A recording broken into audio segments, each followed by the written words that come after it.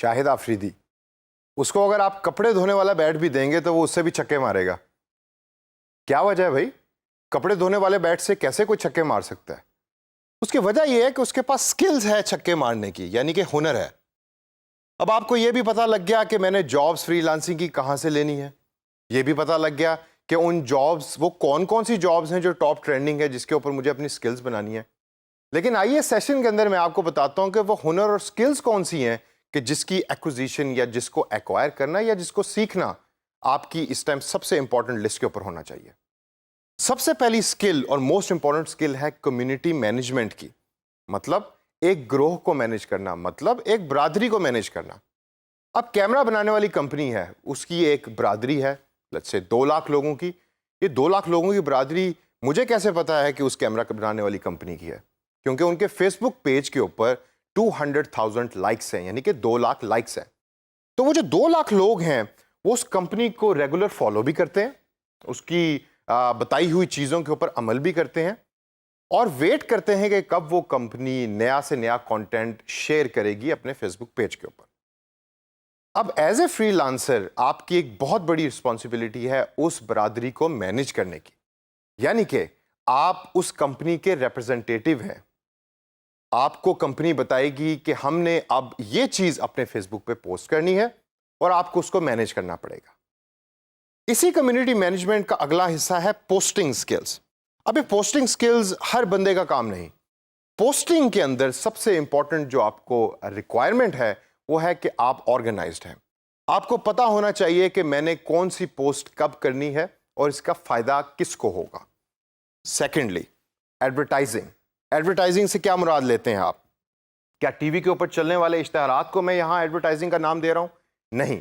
Advertising skills کا مطلب ہے کہ آپ سرچ کریں کہ آپ کے کلائنٹ سے ملتے جلتے پروڈکٹس انٹرنیٹ پہ کیسے بک رہے ہیں, ان کے اشتہارات کس طرح کے ہیں. اب اگر آپ نے یوٹیوب کے اوپر ایڈورٹائزنگ کرنی ہے تو وہ فرق ہے, اگر آپ نے فیس بک کے اوپر ایڈورٹائزنگ کرنی ہے تو وہ بالکل فرق ہے. تو آپ کے پاس سکلز ہونی چاہیے سارے پلیٹ فارمز کی ایڈورٹائزنگ سکلز. اس کے بعد ہم دیکھتے ہیں تو ہمیں نظر آتا ہے ایکوزیشن. بڑا ٹیکنیکل قسم کا انگریزی کا ورڈ ہے ایکوزیشن, اور بھائی یہ کوئی مشکل کام نہیں ہے. اس کا مطلب ہے سیلز. آپ کو سیلنگ سکلز ہونی چاہیے. اگر آپ ایک اچھے سیلز پرسن ہیں ریئل لائف میں تو آپ ڈیجیٹلی بھی اس سکل کو ٹرانسفر کر سکتے ہیں. کون سی ویب سائٹس ہیں کہ جہاں جا کے آپ سیلنگ کر سکتے ہیں, اس کورس کے اندر ہم آگے جا کے اس کے بارے میں ذکر کریں گے. اس کے بعد اگر ہم دیکھیں تو ہمیں نظر آتا ہے پرفارمنس میجرمنٹ. کافی سارے ڈیجیٹل مارکیٹرز اس چیز کو بھول جاتے ہیں کہ جو ہم کام کر رہے ہیں اس کو ہم نے میجر بھی کرنا ہے, اور میجرمنٹ ہماری زندگی کا بڑا امپورٹنٹ حصہ ہے.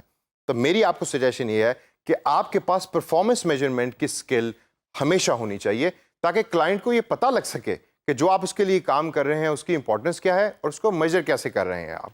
اس کے بعد اگر ہم دیکھیں تو ہمیں نظر آتا ہے کلائنٹ ڈیلنگ. کلائنٹ ڈیلنگ در حقیقت صرف اخلاق کا نام ہے. اگر آپ کو پتا ہے کہ میں نے کلائنٹ کے ساتھ بات کیسے کرنی ہے, اگر آپ کو پتا ہے کہ میں نے کلائنٹ کے فیڈ بیک کو کس طریقے سے لے کے اپنے کام کو امپروو کرنا ہے, تو you will become a very good digital marketer in the freelancing world. اس سے اگر ہم آگے چلیں تو ایڈ کریشن پوسٹنگ اور ایڈورٹائزنگ کے اندر اس کا شمار ہوتا ہے, اس کے ساتھ ہم اس کو مکس کرتے ہیں, لیکن اس کی ڈفرینٹ طریقے کی سکلز ہوتی ہیں جو اس کورس کے اندر ہم سیکھیں گے بھی, اور اس کو سیکھ کے آپ اس کو اپلائی کریں. In the end, last but not the least, yet again, is blog creation. So blogs are those informally managed web page or websites that post content about similar types of ideas and topics. یہ تو میں نے face بک کے بارے میں بھی ابھی تھوڑی دیر پہلے کہا تھا جب میں کمیونٹی مینجمنٹ کی بات کر رہا تھا. نہیں, فیس بک ایک پری ڈیزائنڈ پلیٹ فارم ہے جو آپ کو پرووائڈیڈ ہے جس کے اوپر ڈفرینٹ طریقے کی کمپنیز اویلیبل ہیں, جبکہ بلاگز وہ ویب سائٹس ہیں جو کمپنی اپنے ریڈرز کے لیے بناتی ہے اور اس کے اوپر کانٹینٹ کو شیئر کرتی ہے جو ریڈر جا کر اس کو دیکھتا ہے.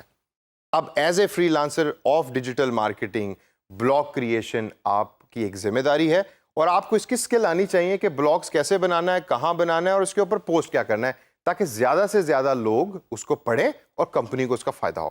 تو دوستو اس سیشن کے اندر میں نے آپ کو ڈفرینٹ سکلز کے بارے میں بتایا. اب اس سکلز کی ایک آپ لسٹ بنا لیں اور اس لسٹ کو آپ میچ کریں ان جابس کے ساتھ جو میں آپ کو پہلے بتا چکا ہوں, تاکہ آگے چل کے آپ کو پتا ہو کہ میں نے کون سی سکل کس جاب کے ساتھ اٹیچ کرنی ہے اور اس کو سیکھنا ہے.